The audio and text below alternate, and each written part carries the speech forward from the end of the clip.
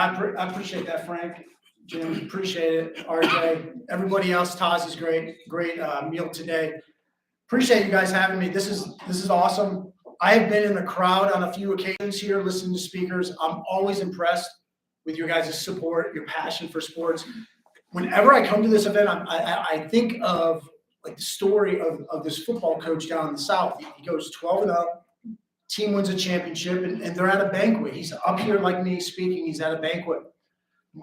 Crowd, very similar to this. He's like, I appreciate all the support, guys. My only question is, next year if we went 6-6, didn't go to a bowl game, would you still love me? And there's a guy in the back, and there probably is a guy in the back that would stand up. So this guy stood up. He says, Coach, why would you even ask that? Of course we'll love you. I mean, we'll miss you, but we'll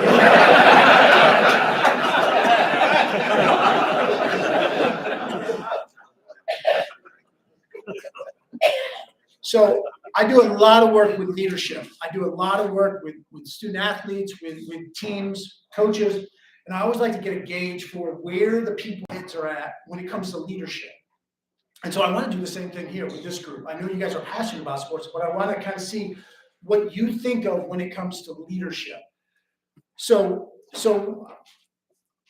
let's say, and we're here in Ohio, so we'll use Ohio State as an example. So we have this car, and we have some people in this car. So we have an Ohio State running back, let's say an Ohio State linebacker, someone on defense, and an Ohio State, let's say a kicker or a punter. Okay, so what I want to do is I want to see kind of a show of hands who you think is driving the car. Anyone think the running back? No one? Linebacker? A couple of you are defensive people. The kicker? No, policeman.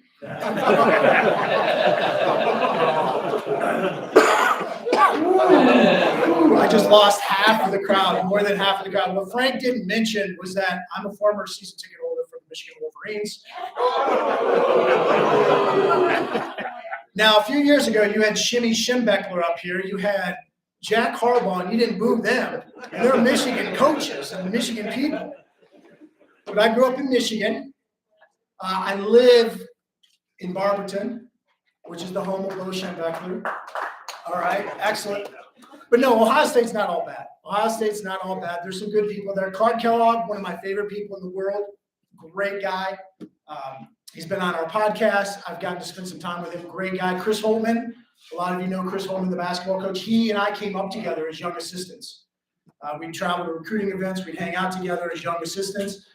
And he even in 2000, he came over to my little dainty apartment. He and his wife, and together with my wife and I, we watched the 2000 NCAA championship game. Mateen Cleaves, Michigan State won that game. He and I took different paths a little bit. There are good people at Ohio State, and I'm sure some of you guys are some of them too as well. But Barberton, one of the few places other than maybe Toledo where you can be a Michigan fan as well in the state of Ohio. But I'm from Barberton, home of Jamy Bechler. We have a 12-year-old son. My wife did not like my idea for naming my son. Now, if you caught my last name is Bechler. I wanted to name my son Bo. His middle name, Shem. Bo Shem Bechler. My wife, she said it sounded too Amish, Bo Shem. But I think she's from Ohio. She's from Hudson, Ohio. So I came here to try to convert her like a missionary. Instead of going to like Africa to convert Bibles, I came to Ohio to try to convert her. But anyways, we named him Jalen after Jalen Rose of the Fab Five, Michigan Fab Five. So Jalen's a 12-year-old. I was an athlete. I was a coach. My son does not play sports whatsoever. He is a gamer. He is a gamer. That makes me a new kind of sports parent. No, Jalen, no, you are not going outside to ride your bike and play with your friends. You get back down to the basement until you have your third hour of video game practice. This is going outside stuff. You're going to practice your video games. How can daddy get rich if you're not playing video games? But like I said, my wife is from Hudson, Ohio.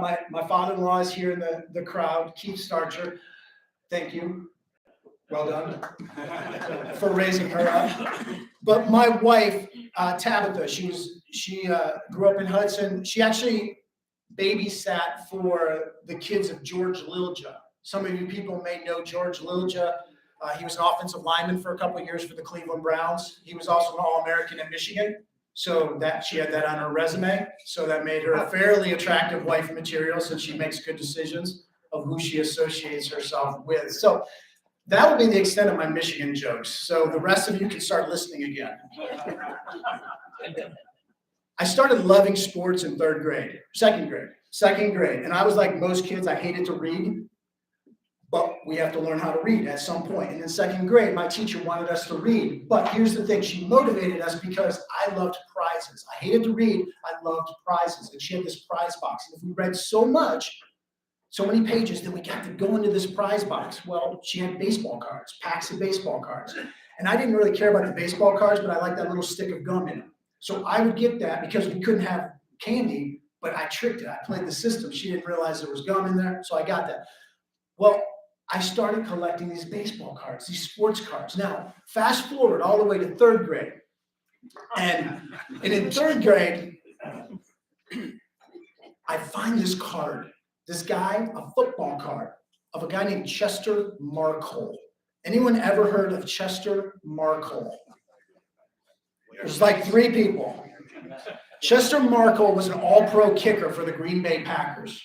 So I find this card, and you know, this is how I'm learning how to do math, is by reading the stats and learning all these things on the back of this card. Well, on the back of the card, it said he was from Hillsdale College. Hillsdale College was my local college in Michigan. I was so excited. This guy went to Hillsdale College. This is our college. So I take it up to my teacher. I show her. I'm so excited. She's like, oh, this is amazing. Can I take this home and show it to my husband? Yeah, just don't break it or anything. So I forget about it. Obviously, I forget about it. I'm a kid. A couple months go by. We have this knock on the door, and this guy comes in. Is Jamy here? Yeah, I'm Jamy. And he comes over, and Chester Markole signs this card in front of me. It's my first autograph ever. And it was a guy, an all-pro kicker that came to my school to sign my autograph, or sign my card. So obviously my love of sports just took off. Well, it was in the 7th grade that I started thinking about coaching. So I love sports. 7th grade was the first time I kind of thought about coaching. And my English teacher had this library in her room, and she suggested I go over to the corner, pick out this book, They Call Me Coach by John Wooden. Now, I would love to say as a 7th grader, that was the first time that I was like, man, I want to be a great coach like John Wooden one day. I wasn't that mature. But what I did was that was the first time I thought about, hey, there's different kinds of coaches. Like there's actually a coach out there that would like me even when I turn the ball over, even when I'm not starting. Like that was a new concept to me, a coach that actually cared about me. So that started those wheels turning about, you know what, maybe I could be a coach one day. And maybe not quite like John Wooden, but I wanted a coach like him. And it'd be later on that I would start to connect the dots and be like, man, I could be a coach like John Wooden one day. So I'm in middle school. My mom would not let me play tackle football. That obviously did not go over very well with me. But I'm like, okay, by the time I'm in high school, I will convert her. I will persuade her. There's time. Well, the day before 9th grade begins, I realized that I overestimated my lawyering skills quite a bit because I'm still not on the tackle football team. She comes to me and says, hey, the cross-country coach will let you be on the team. Wait, what? Run? Like, I'm a basketball guy. You run for punishment. I decided, all right, well, maybe it'll get me in shape. So the coach is going to let me run, even though I missed all the summer. So I go out and run. And let me tell you, I was not committed whatsoever. I did not want to be out there in those short, tight shorts. I got beat by so many girls that year. Outside of like when you get a pimple before you go to school, that's like almost the most embarrassing thing that could happen to me as a guy. That summer, I had to make a decision. All right, am I going to be committed to this or not? That actually motivated me, and I went actually from being the worst runner on my freshman team to qualifying for the state meet, qualifying for the state finals as a sophomore. So I busted my tail that offseason, and that was kind of the first time I learned about work ethic, about committing to something and going all in, not just doing something just to do it. So like I said, I was a basketball player. Senior year of basketball, we were picked last in the league. We ended up going 18-2, won the championship. Now, I wasn't the star player, but I was a captain. I was the starting point guard. And so I was fortunate enough to get recruited by a lot of Division IIIs. And I ended up choosing to go to Hiram College. Many of you might be familiar with Hiram College, Division III, in large part because their coach was a great recruiter. Coach made me feel welcome. Coach made me feel special. So I decided to go to Hiram College. I get to Hiram College early in the fall, and I see all these signs. Football team has had injuries. We need walk-ons. Yeah, my mom's not here. I will answer their call. So I already had this picture of Deion Sanders on my wall in the dorm room. I'm like, hey, let's just take this primetime thing to another level. I'll be that. So I go to my basketball coach. Coach, football team needs me. Football team needs me. I didn't quite say it that way. He looks at me. Jamie, that is a great idea. You know what? You go have fun. Just make sure that you're ready for basketball once football season's over. Man, I'm on cloud 9 walking out of his office. Yes, I'm going to be a 2-sport athlete. I'm going to be primetime. Looking back, pretty obvious I was not a top recruit. Because there's 2 types of dual sport athletes in college. There's Bo Jackson, Deion Sanders, and then there's the other people. That was me. So I ended up playing football. A couple weeks ago, you had a really, really special guest, man, myth, the legend, Jim Ballard. Jim Ballard was up here, told story after story about Mount Union. I have a Mount Union story. So 1993, my sophomore year, I'm the 3rd string wide receiver, Hiram Terriers. 3rd string wide receiver. That might sound like a cool thing in today's day and age of pass-happy offenses, but we had a fullback. We started a fullback, and we only ran 2 wide receivers. I was 3rd. And those wide receivers were both pretty good. That meant my best friend was like the water cooler and the athletic trainer. I did not see the field very often. And if I did, it was a run play. So we go to Mount Union, 1993. Mount Union. I'm on kickoff team. Because that's what you do with the people that don't play. So I'm on kickoff team. I have one job, contain, which also means I'm not very good because I'm the contain guy. It means you're not making many tackles. You have one job to do, contain. Did not do that job. Opening kickoff. They come out wide. I'm not wide. Turn, watch them go run. Nothing but green grass and roaring fans. But here's what I did that day. I gave Mount Union confidence. They took that score and that momentum and they capitalized on it. And they kept scoring and they kept scoring. And they took that momentum into the next game. And the next game, they won a championship. A national championship in 1993.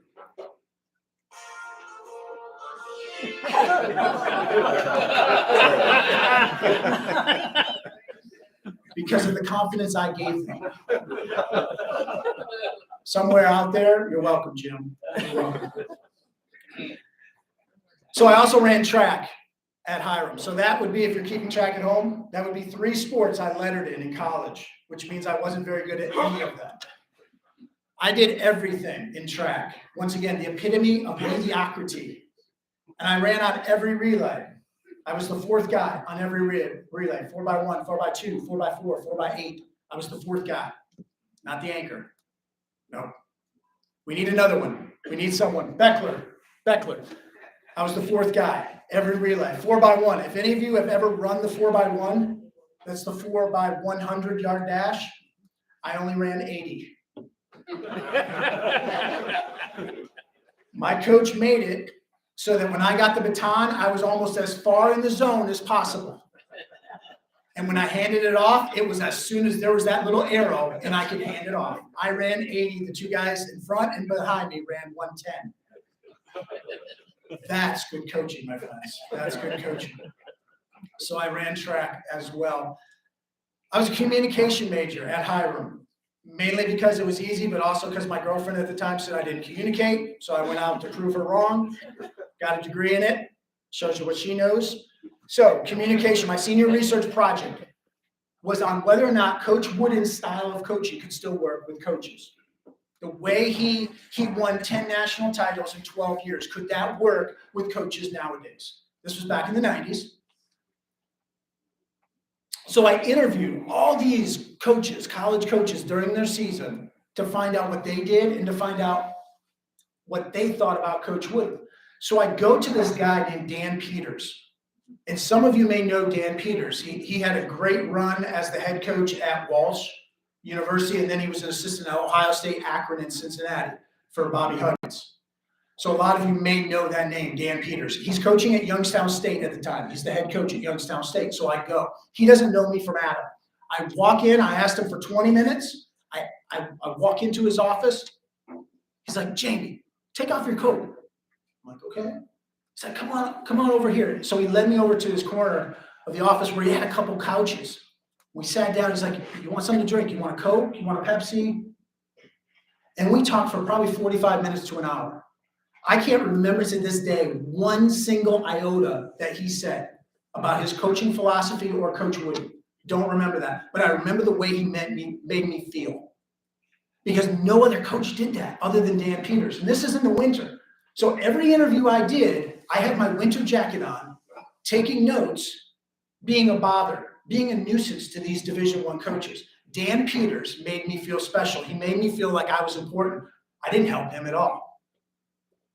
That stuck with me as a coach. That stuck with as a future coach. And I wanted to be like that.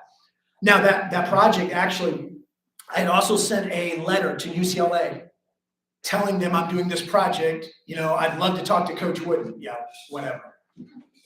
Months later, I get this call in my dorm room. Jamie, this is John Wooden. I can't talk to you right now, but are you free tomorrow at 9 a.m. Pacific time? I'll call back. Are you kidding? I've skipped class for so many lesser things than that. Yes, I'm available.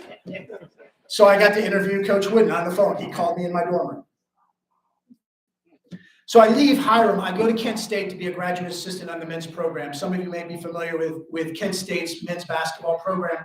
Gary Waters was the head coach at the time. I was his GA for his first 2 years. He offers me the job. He says, Jamie, you're going to be here for 2 years. We're not going to be very good. But you're going to see the inner workings of what it takes to build a program. In that third year, we're going to be really good, but you're not going to be around. I'm like, okay, that's great sales pitch. Thanks. 2 years, we weren't very good. The third year, I left. All of a sudden, they got really good because I left. They won the MAC title. They beat Indiana in the NCAA tournament that third year. I got to see what it took to build a program from the ground up, what it took to change a culture.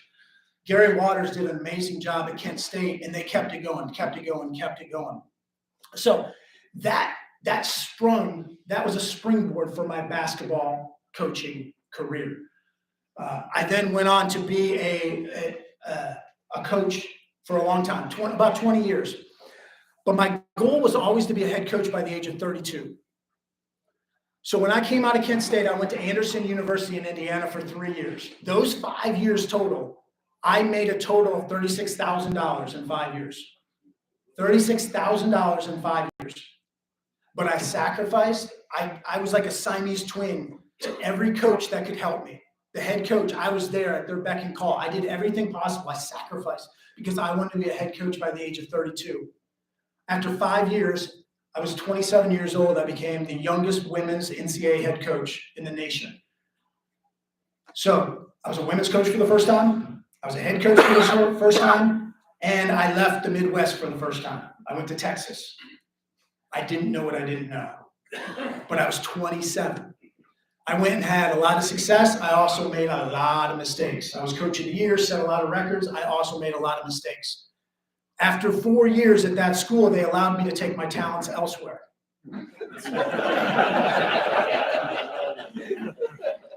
Welcome to coaching, young buck. Welcome to coaching. Almost everyone's fired, and I wasn't fired. I just wasn't rehired. But a buddy of mine threw me a lifeline. I went to be a Division II head assistant coach. We went to the national tournament, and I was then marketable again as a coach, and I got a head coaching job in Tennessee again. At a place where I got to coach 2 of the president's daughters. University president. You talk about a superintendent, coaching the superintendent's kids, principal's kids, the university president's kids. That's difficult. But I got everything I wanted as long as I did what he wanted. Running offense is easy when someone's telling you how to run the offense. But I ended up coaching in 3 different places in Tennessee. Each one was a little different, and each one was kind of interesting in themselves. One, I'm coaching the president's daughters. One, literally more than half the team were homecoming queens. Like, they were not just on the court. I think everybody was on the court that was on my team. But more than half of the young ladies were homecoming queens. They're difficult to coach. Another place I coached, more than half were first-generation students, first-generation college students. Many of them came from very tough backgrounds. They had rap sheets, some of them. That was presented as challenges as well, but we actually won a National Champions of Character Award with that group. So I experienced a lot. Our team, some of you guys probably love rebounding teams, toughness. That was our calling card. We set a national record rebounding. We out-rebounded teams by 20 rebounds a game for an entire season. We led the nation in rebounding lots of times. Early on in my coaching career, I dislocated my ankle in a practice. When you're talking about toughness and you dislocate your ankle in practice, literally, it's pointing a different direction. And you talk about toughness all the time, and you only have one choice. Pop that thing back in. Those young ladies scattered like cockroaches.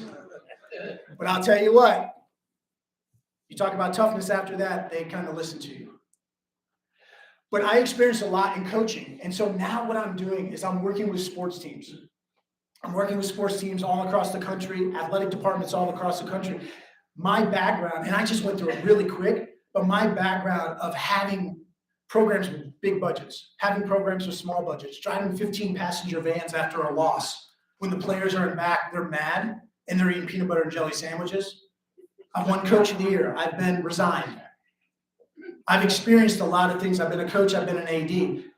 That's one of the reasons people hire me to come in and work with their team or with their coaching staff if they're an AD, because I've done a lot of different things, a lot of different experiences. So when I was done with coaching, I had this awesome opportunity to go to Indiana, Marion High School, 5th largest high school gym, as Frank said, seats over 7,000. Nobody's won more boys basketball titles in the state of Indiana. You think Cougar basketball? Marion High School has won the most boys basketball state titles. So we went there. They were fiscally in the red. We got them out of the red. We instituted some student athlete leadership programs. We even won a boys basketball state title while I was there, which was awesome. In our district,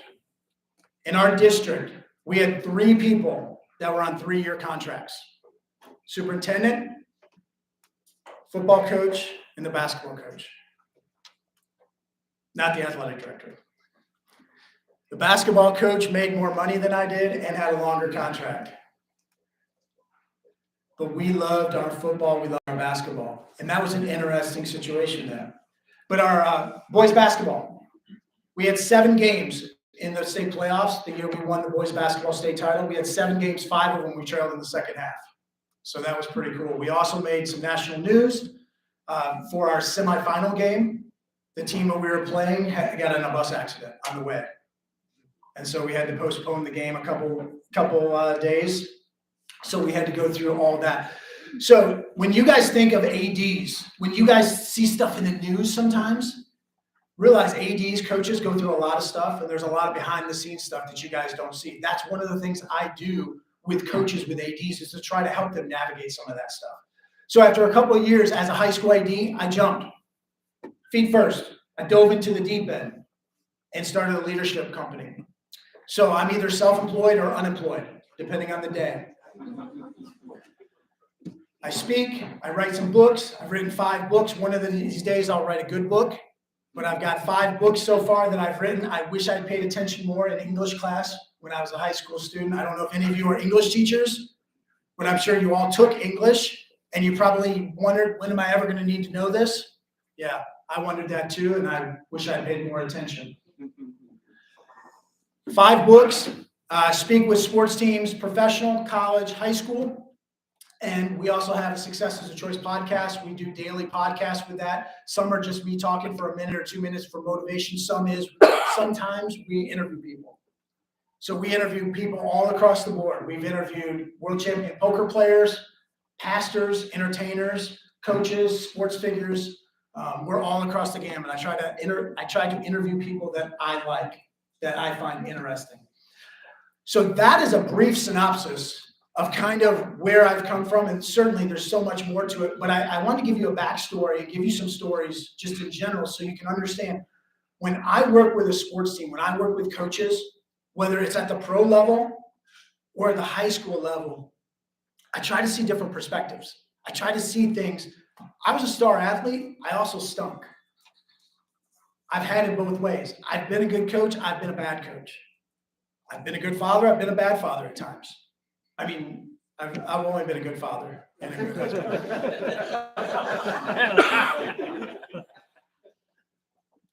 But having a different perspective, a different take on stuff makes you better in what you're doing. And so that's what I'm able to do, is able to help these coaches, help these ADs have their kids be better teammates, have their kids be better leaders. Because here's the thing, and I want to have you guys ask some questions here in a few minutes if you want. But ultimately, these coaches that come up here and talk, last week, Massillon coach, McKinley coach, they talk a lot about building kids. And I truly believe that that's what they want. But you guys got to understand, when they say that, think of it how really deep that is. Those kids that play for Massillon, those kids that play for McKinley, they're the future husbands, sons, fathers. They're the future business people, teachers, coaches in this community. And so what these coaches and what these ADs, what these teachers do is awfully important, because the kids that they're influencing now, impacting now, will be adults later on. And so that's what I'm trying to do, is help coaches and ADs be better at reaching their kids. And when I do get in front of kids, I'm trying to help them understand, hey, you can be a great teammate even if you're not playing. You can be a great teammate even if your coach is an idiot, because you can still do what you're supposed to do. You can rise above your coach. You can rise above the circumstances. Referees, if you're a referee and they're making a bad call, you can still rise above that. And that's what we try to help student athletes understand. So guys, I appreciate most of you staying awake. I appreciate that. Thank you for nobody leaving, even if you're an Ohio State fan. Thank you for that. But I would love to take any questions that you guys have about athletes, coaches, about what I do, about how great of an athlete I was, because there wasn't internet when I played, so you can't prove I'm lying.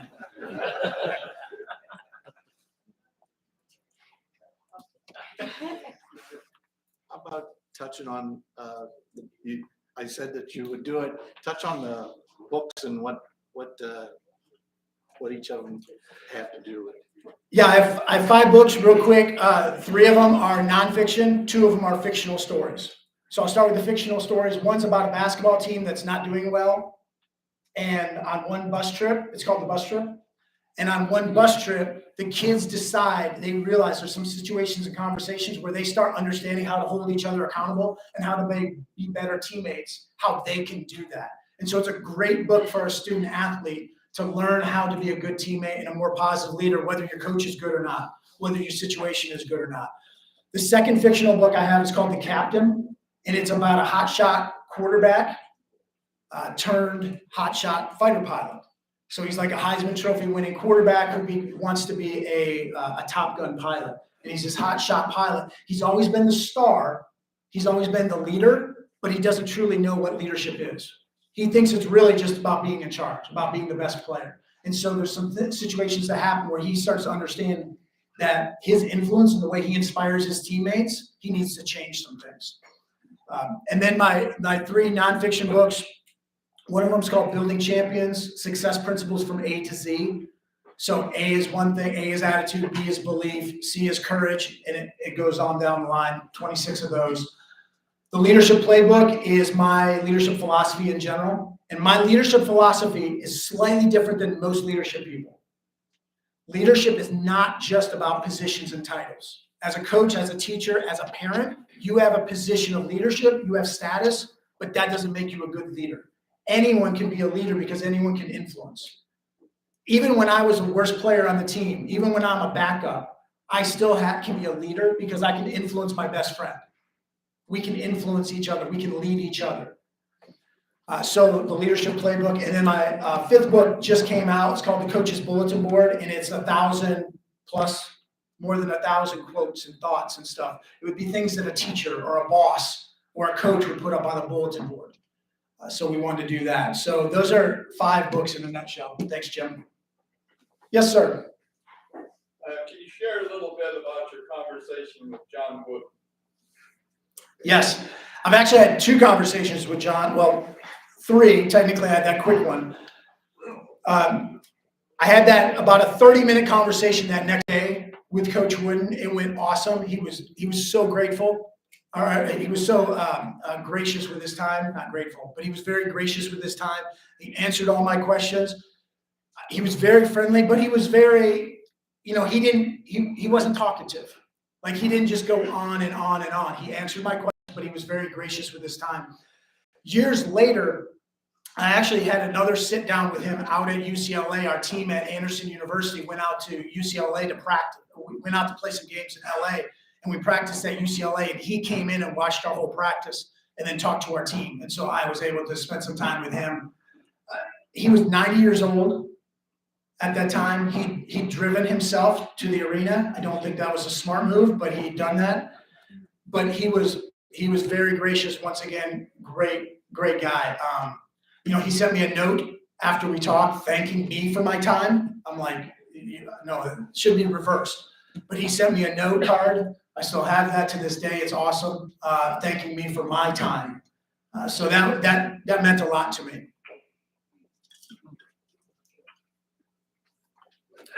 Did Jack Lambert try to hire him? No, Jack Lambert was from a town just a couple miles away. He went to Crestwood High School, and he went to, I believe, Manaway. Manaway was the town just a couple miles away. He went to Kent State. Jack Lambert went to Kent State. He wasn't bad. It was all right. In your travels in Indiana, did you ever run across Bob Knight or have an interview with him? I never did. He was somebody that meant a lot to me as a young coach growing up, his philosophies. And so I took away a lot of things from him and the way that he would coach his players. I was at a Nike clinic. It must have been 2000, 2001, down in Dallas, Texas, and he was speaking there. And he had the team, whatever that college team was that was doing the demonstrations. Well, he's out there, and the players are all down at one end, and he's at this end. He's like number 54 and 43. Why don't you guys come on down here? And they do like what any kid would do. They just jog down. He's like, go back down there. Went back down there. And he pulls out a $100 bill. Puts a $100 bill on the free throw line. Says, whichever one of you two, come back down here when I say go, and whichever one gets down here first gets that $100 bill. Man, they sprinted. He went off on all of them. Why'd you wait for the $100 bill? Don't be a light switch player. Don't be someone that turns it on and off. How you do anything is how you do everything. And I'll never forget that to this day, and I'm sure those guys never forgot that. You don't jog. You don't go through it with a half effort. How you do anything is how you do everything. And that's how the best cultures are made. The best cultures, whether it's work, whether it's family, whether it's a sports team. How you do anything is how you do everything.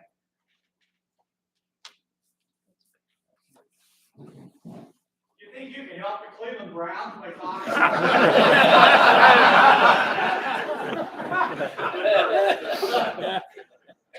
know it's a tough thing to do. The Browns, Yeah. in all seriousness, and I don't know what the rest of your question was after the Browns, but you really do. I see this a lot with working with teams, whether it's professional level, college, or even high school. We like to say, all right, well, the coach did this, or they brought in this player that they shouldn't have done, or I would go back to how you do anything is how you do everything. And the Browns have been making poor decisions for a long time culturally. And so it's going to take an amazing coach and or an amazing group of talented athletes to overcome some of the decisions that they make. We see that all the time with cultures. You can put lipstick on a pig, but it's still a pig sometimes. And so whatever the Browns do or anyone else does, that's the same way that you see some of these programs or some of these organizations, they just win every year. They do well every year because they just have a good process. They make good decisions. Now, obviously, everyone can have a down year. But the Browns have been making poor decisions for a long time. And I don't, you guys are probably smarter than me about why that is, but there's been a lot of, typically, it starts at the top. And I've worked with Fortune 500 companies where the CEO or the manager will bring us in and they'll say, fix these people. Well, you're the problem. No, I mean, I don't tell them that right away. You take their money and then you try to work with them. But it's not the player's fault all the time. And that's one of the big things I try to get across to coaches and ADs. It doesn't matter whose fault it is, it's your responsibility. It doesn't matter if you're a politician. It doesn't matter if you're a parent. It doesn't matter if you're a coach or a teacher. It doesn't matter whose fault it is. You are 100% responsible for trying to find a solution and trying to make your people better. Quit playing the blame game and all that kind of stuff. And typically, especially if you're going through coaches, if you're going through players, there's a problem.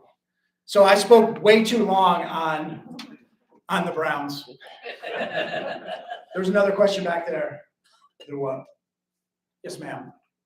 Have any coaches approached you for advice concerning the NIL situation and how to handle that if you have a player that's getting money, NIL, and the rest of the team? Yeah, that's a great question. The NIL thing is changing the landscape of college athletics. I mean, you're not going to get that genie back in the bottle. And some people will say that's a great thing. Some people will say it's the wild, wild west. Yes, coaches have talked to me a lot about that. To be honest, that is not 100% in my wheelhouse. I have many opinions on it, but I'm not an expert at that. What I will say is coaches have to adapt and adjust. And we've seen this. You've seen Nick Saban in football adapt and adjust through the years. You've seen the best coaches adapt and adjust through the years. This is just another thing that they'll have to adapt and adjust to. A friend of mine, hashtag humble brag, Deion Sanders. Deion Sanders has done an amazing job where he's at. Some of you may know that he's a college football coach. He has been doing an amazing job of adjusting to the landscape and doing what a guy that is Primetime would do. You may like him, you may not like him, but he is absolutely adjusting to the landscape, and he's getting kids that Jackson State has no business getting. They got the #1 recruit in the nation, #1 recruit in the nation last year. #1, he got it. So coaches are going to have to adapt to the NIL just like anything else, and they're going to have to understand that it's like anything else too. They have to build relationships with their people. They have to listen. They have to understand what their kids want, but that brings a whole new set of issues. Because now, before when I coached, if I'm not playing Frank, well, he's mad, like his ego's hurt, but I'm not costing him money. Now, literally, I'm costing him money if I don't play him or if he doesn't get enough shots. Literally, that could be costing him money. So coaches have to adapt to that. Yeah, right there. There are a lot of different successful cultures in sports. Do you see some key elements that are necessary to put together a successful culture? Yeah, great question. There are different coaches that have been able to get it done. Almost always though, those coaches are people that are respected by their people. Their people will run through a wall for them. Their people like, all right, I know I want to be in a foxhole with coach. Very rare, like gone are the days where, you know what, I'm going to play for RJ. I don't like him, but he's a good coach. Gone are those days. Now they have to like and respect a coach almost more than does that coach have credibility with X's and O's. So almost always there's that respect factor. Now different coaches will go about it different ways. You know, and we were talking here earlier, you know, many of you know Tony Dungy, or at least are familiar with him. The way he goes about it is different than the way Bill Belichick goes about it. Different coaches go about it different ways, but still, those players, you listen to those Patriot players, obviously they're struggling a little bit. Since Tom Brady left, they're not as good. I mean, a quarterback means a lot. But you listen to Patriot players and they respect Belichick. They know that, you know, he's got their back. Now, they also know he'll cut them like that. But every coach pretty much that I've worked with and I've seen that has a good culture has the respect of the players to some degree.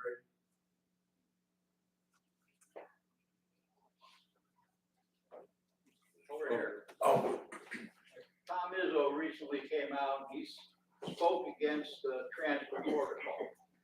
And you kind of alluded to yourself, the first 2 years you were at Kent State, you weren't very good, you weren't there, and they got better.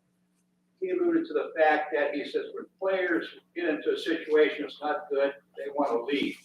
He said that's not a life teaching thing. He said that's why that is so bad. yeah, the transfer portal, for those of you that don't know as much about the transfer portal, to give you the 30,000 foot view, a kid, if I want to transfer, I don't even have to tell my coach. I just enter what's called the transfer portal, and it's essentially an eBay. It's essentially a marketplace. It's this big thing online where coaches can now go and pick who they want, essentially.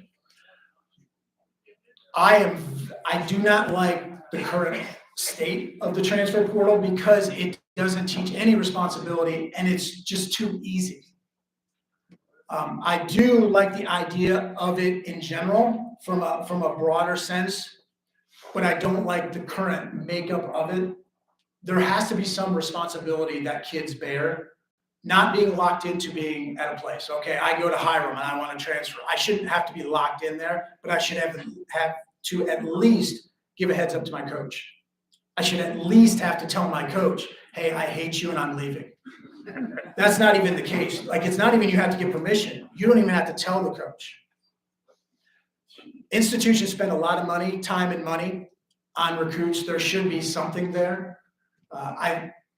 But that's one of those, the genie may not get back in the bottle. Tom Izzo has a different opinion. He's also old school, but he also has he recruits different kids as well. He wants to make sure he finds the right fit. Coaches will say that. He's definitely one that's always tried the right fit, find the right fit. But yeah, nowadays it's really tough. And that's where you as a coach have to get to know your people. It's always been like that, but now it's even more important. And so when I'm working with coaches all the time, they're worried. They're scared that so-and-so is going to leave. They spent all this time, so-and-so is going to leave if they're not playing enough, or if they don't get a good enough NIL deal. You better get to know those athletes. You better be depositing in that emotional bank account because you're going to need to withdraw something, and they better feel like you really care about them. Like when I went back telling the story about Dan Peters, all of your kids on your team better feel like they're special, or else you're probably going to lose a lot of them at some point if they're not playing as much.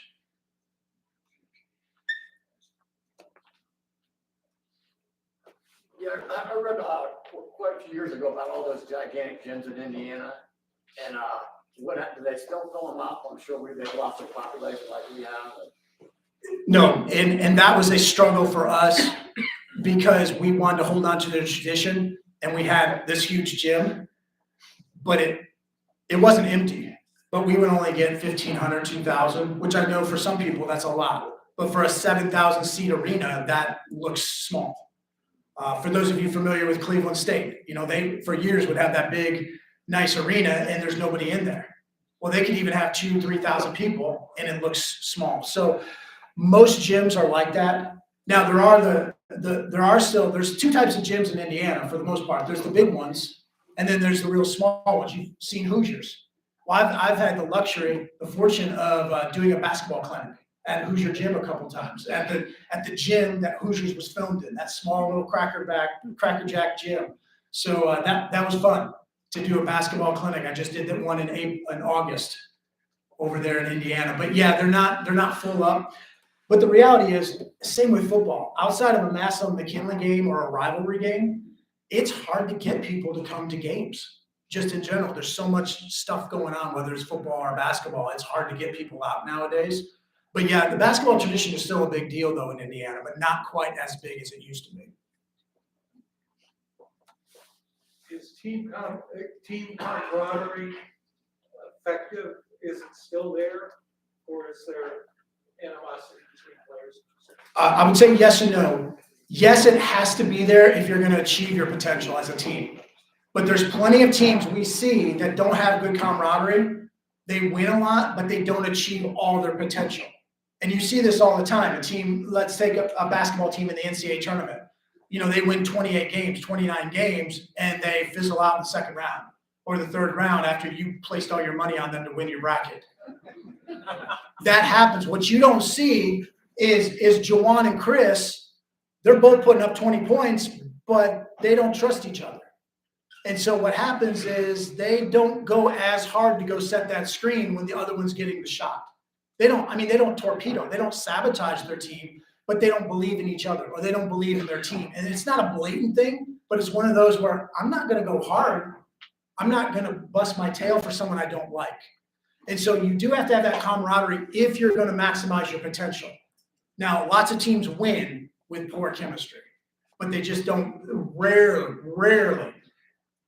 And I can't remember many teams, you know, maybe the Oakland A's of the 70s, maybe some Yankees teams that didn't like each other back in the day, but there aren't a lot of teams that they don't like each other and they still win a championship. Most teams will still be good, but they don't reach that ultimate level. Chemistry is huge. What do you tell coaches when they have to deal with student athlete parents? How do you handle that with them?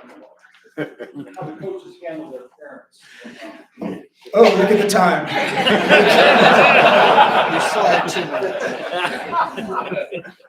No, it's a great, I talk to a lot of parent groups. It doesn't matter who I talk to, my message almost always is the same, in that it's your responsibility to make things good. Everybody is part of the program. So you asked specifically about coaches. When I talk to coaches, I tell them something they don't want to hear. That parent is part of your program, whether you like it or not, and you better treat it as such. We don't like that. I had a rule early on as a coach. I'm not going to talk to a parent about playing time or roles on the team or strategy. Here's the problem with that. When you avoid a certain conversation, you create a void. And that void is never filled with something you want it to be filled with as a coach. When I avoid RJ, talking to RJ about his kid, RJ is not going to give me the benefit of the doubt. I avoid that conversation, that void is going to be filled with negativity.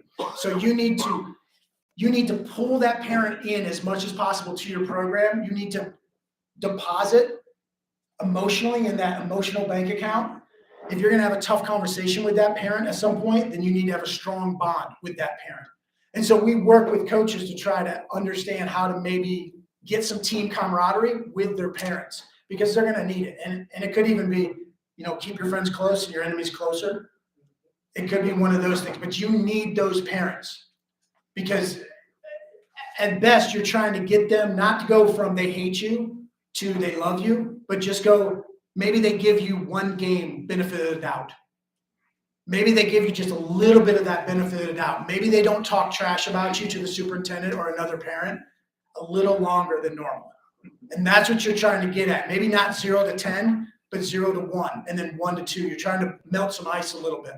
Parents are part of the program, and you have to treat them like such. Guys, one more question, and then Who's going to win the Ohio State-Michigan game?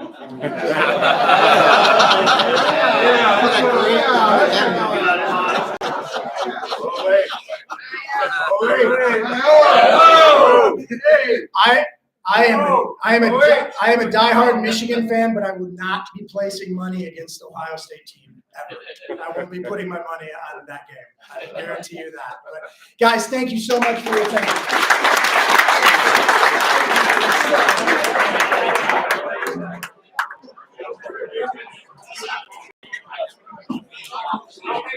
See you next week.